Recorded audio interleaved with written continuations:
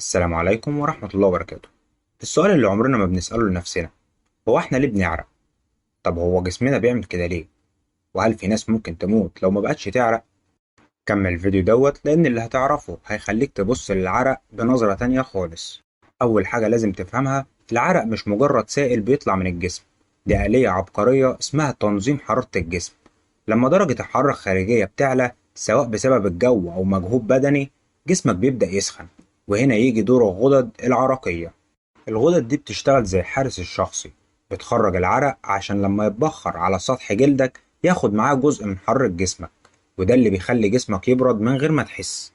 عارف لما بتحط مطهر أو مية على إيدك وتنفخ بتحس ببرودة، صح؟ هو نفس المبدأ، بس جسمك اللي بيعمله لوحده من غير ما تطلب.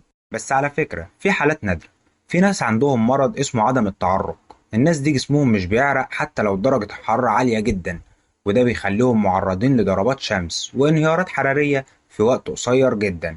يعني ببساطة العرق بينقذ حياتنا كل يوم واحنا مش واخدين بالنا. طب في ناس بدأت تسأل شوية أسئلة مهمة عن العرق. هل العرق بيخرج سموم من الجسم؟ الحقيقة لأ، دي إشاعة. الكلى والكبد هما اللي بيخرجوا السموم، العرق وظيفته الأساسية هي التبريد. طب هل العرق ريحته وحشة؟ العرق نفسه ملوش ريحة، لكن البكتيريا اللي على الجلد بتتغذى عليه، وده اللي بيعمل الريحة. طب هل في ناس بتعرق أكتر من غيرهم؟ الحقيقة ده بيرجع للوراثة والمجهود والنظام الغذائي وحتى الحالة النفسية. الناس فاكرة إن العرق حاجة مقرفة أو محرجة، لكن الحقيقة هو بيحمي جسمك من الانهيار.